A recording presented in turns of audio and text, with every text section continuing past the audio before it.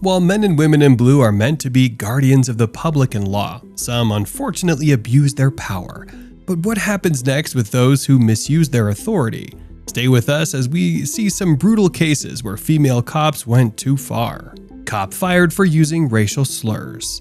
According to the investigation report, the event took place on April 5th in front of the Western Hills University High School.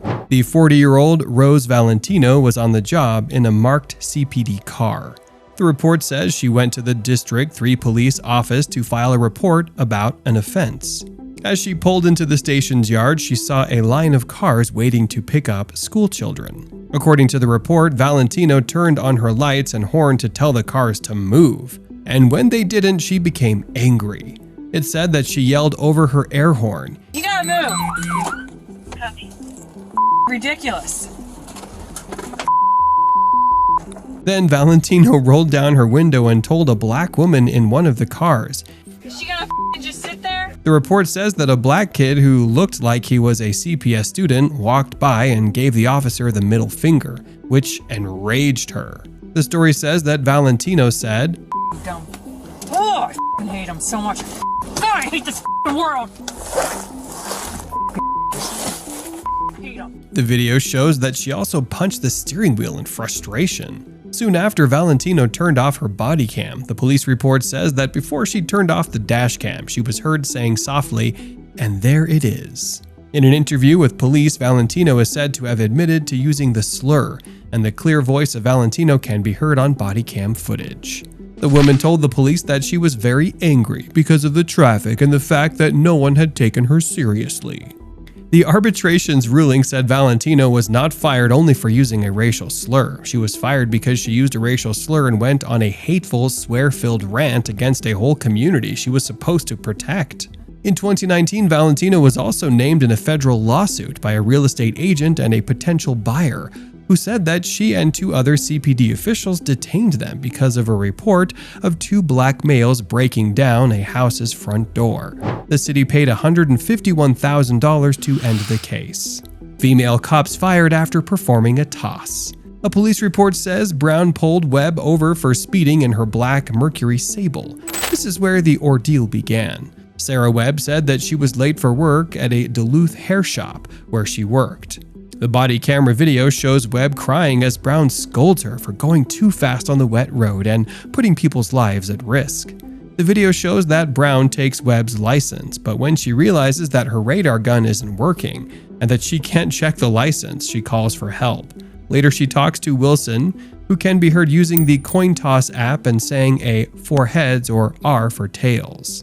Even though the coin falls on tails to free Webb, she's still arrested. There's no word of the coin toss app being used to make the arrest in the police report. Also, Brown told Wilson that her radar gun wasn't working, but that it also is not mentioned in the report. Brown wrote that she had to go about 88 miles per hour to catch Webb before they stopped at the intersection of Bent Grass and East Crossville roads. The report says that Brown then told Webb to get out of the car and put her hands behind her back after the argument. The hardworking officers of the Roswell Police Department do not act like this, Roswell Police Chief Rusty Grant said in a statement Friday. "I expect a lot more from our police officers, and I can't believe that any of them would treat the process of making a decision about something as important as arresting someone like it's nothing." Grant said he found out about the event right before the July 4th holiday. He said he couldn't talk about the specifics because the probe was still going on. Webb got tickets for driving recklessly and going too fast for the weather. The case was thrown out later. Julie Brechbill, a spokesman for the Roswell City, told the Atlanta Journal-Constitution that Courtney Brown and Christy Wilson were fired weeks after video of the April stop went public. Female cop suspended after using force. According to statements made by a sheriff, a deputy in the state of Georgia was terminated after she pointed her gun at a guy who was handcuffed while trying to get him into a police car. According to a statement released by Clayton County Sheriff Victor Hill, the incident that included Deputy Nicole Pitts took place one night when the man refused to get inside the car. It was not clear why the man was being arrested. According to the statement made by the sheriff, Deputy Pitts pulled out her issued sidearm, held it to the suspect's head under his chin in order to get him to comply. An additional officer who witnessed Pitts aiming her firearm reported the incident to the office. which ultimately led to the opening of an investigation into the matter. After being placed on administrative leave without pay for a period of time, Pitts was ultimately terminated from her position a day after the incident. A female cop killed an innocent in his own apartment. Amber Geiger was fired from the Dallas Police Department a few days after the shooting, when Dallas resident Amber Geiger put her key in the door of room number 1478 at the Southside Flats apartment complex. She started a chain of events that killed an innocent man and ended her career as a police officer.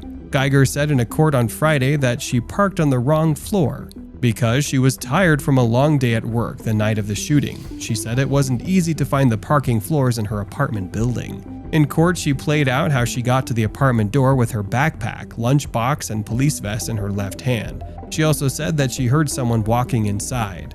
That night, Geiger said that she saw the door was cracked open. When she put the key in the lock, she said that the key opened the door to the dark flat. Geiger had said earlier that she had trouble getting her flat door to lock all the way. Lawyers for Geiger said Botham Jean, an accountant for the international auditing company, PricewaterhouseCoopers, was sitting on his couch when the door opened. Former Dallas police officer Amber Geiger appears frantic in this body cam video. She told investigators she mistook 26-year-old Botham Jean for a burglar in her apartment when she opened fire.